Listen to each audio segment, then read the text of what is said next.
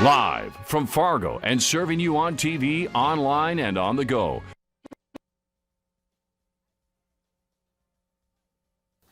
Several of Minnesota's largest school districts are gearing up to welcome their youngest learners back next month, following the governor's announcement. That includes our friends across the river in Moorhead. But as Valley News Team's Courtney Lockie found out, making the move is going to be a challenge, one the district says they're ready for. We are still working on getting that package for you, so we hope to have that for you in a little bit. You can feel that cold air moving through the region, right? It's gusty for some of us. Let's find out if it'll stay that way through the evening. Hutch?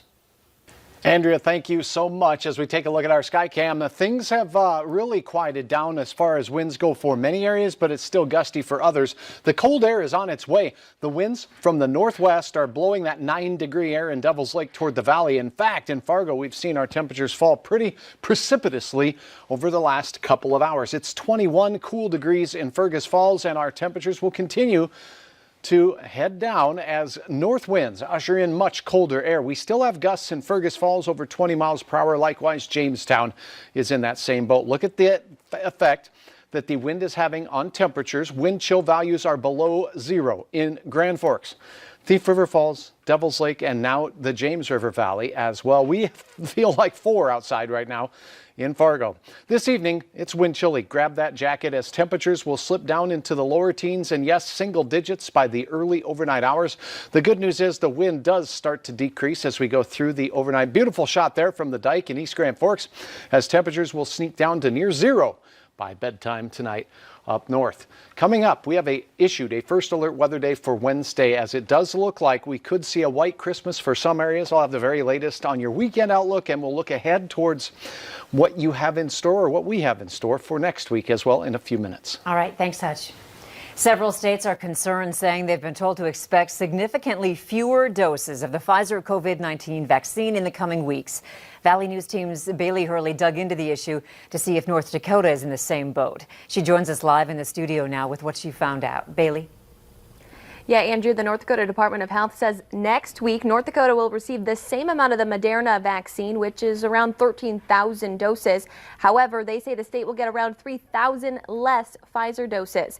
Officials say moving forward, the state has been told they will receive 4,500 Moderna doses and 4,875 Pfizer doses each week. Operation Warp Speed says the reason for the change is so they can even out the distribution and provide better allocation forecasts. Officials say as of 5:30 Thursday night, just over 3,000 COVID-19 vaccines were administered in the state. Just under a third of those vaccinated were at Essentia Health, who say they're already moving into their second tier of staff members.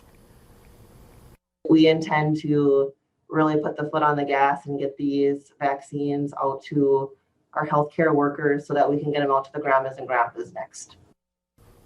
Sanford Health says so far 1,700 of their staff have been vaccinated, adding by the end of today they expect that number to rise to 2,200.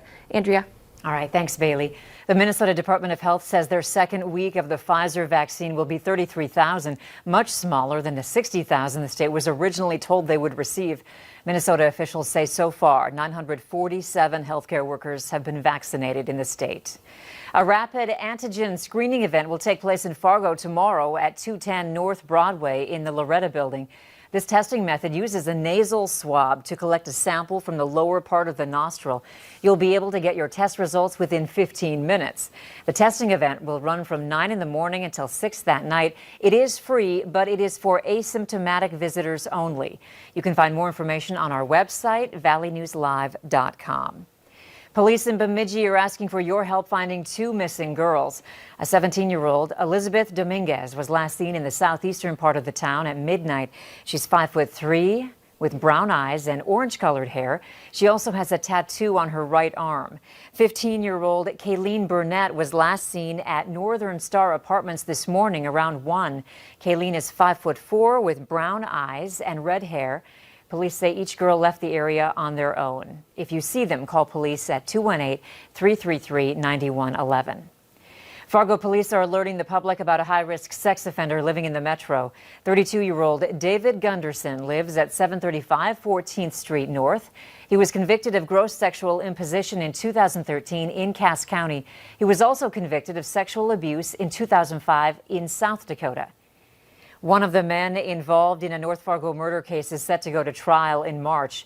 Reng Yong and Lee Fry were allegedly selling meth to Antoine White and Daryl Simmons when several shots were fired near the Northport Hornbachers. Investigators determined there was a fight between the men, and 39-year-old Antoine White of Fargo was killed.